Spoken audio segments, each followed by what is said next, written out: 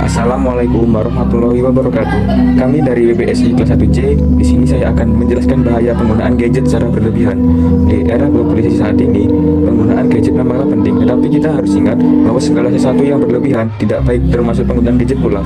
Akibat dari penggunaan gadget yang berlebihan, kita bisa lupa dengan lingkungan sekitar kita, yang dimana ketika ada seseorang yang memerlukan bantuan, ya, kita tidak menolongnya, dan itu sungguh berbahaya. Apalagi kita dalam bentuk makhluk sosial yang saling membutuhkan satu sama lain, yang tidak bisa hidup sendiri. Oleh karena itu, kita tidak boleh menggunakan gadget secara berlebihan, tapi kita harus menggunakannya secara cukup.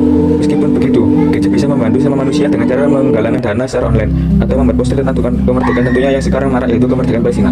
Dengan adanya dukungan secara virtual tersebut, masyarakat luas dapat mengetahui bahwa masih ada negara yang membutuhkan bantuan kita. Di luar itu, masih banyak dunia luar yang perlu kita jelajahi secara langsung, bukan secara virtual, agar kita bisa merasakan dan menikmatinya secara langsung, dan dapat meningkatkan rasa bersyukur kita kepada Tuhan Yang Maha Esa. Seperti contoh, gambar pada poster terdapat gambar orang yang mengalami kecelakaan. Bukannya ditolong, malah sibuk mengabadikannya untuk diupload atau diunggah ke sosial media mereka. Dan menurut saya, hari itu sungguh memilukan, karena korban kecelakaan itu menyangkut nyawa seseorang, bukan mainan yang tidak boleh kita permainkan. Lalu apa yang harus kita lakukan? Apabila ada orang kecelakaan di depan kita, pertama yang harus kita lakukan adalah menepi terlebih dahulu dari jalanan. Lalu kita tolong korban kecelakaan tersebut, dan yang terakhir, apabila memerlukan bantuan medis, kita harus segera menghubungi rumah sakit terdekat atau mengantar korban tersebut ke rumah sakit. Contoh yang kedua adalah orang tua menyeberang. Kita sebagai pemuda, apalagi kita adalah seorang mahasiswa, harus menolong orang tua tersebut untuk menyeberang jalan, karena marak terjadi orang tua yang ingin menyeberang jalan, bukannya ditolongi, mereka malah sibuk dengan dunia gadget mereka masing-masing.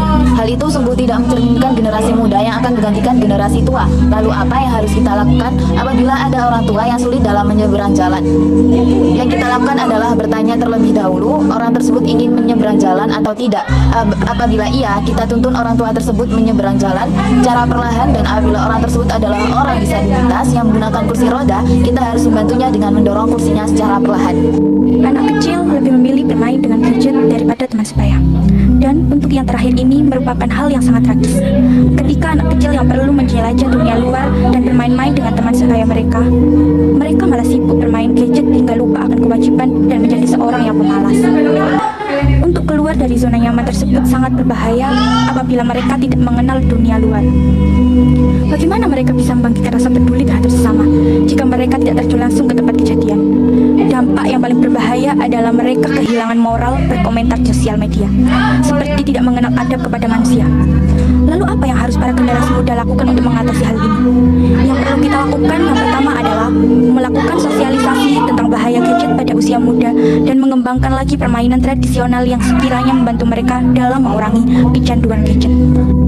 Kesimpulan yang kita dapat dari 3 contoh di atas yaitu penggunaan gadget secara berlebihan memang berbahaya, tetapi kita tidak boleh gaptek.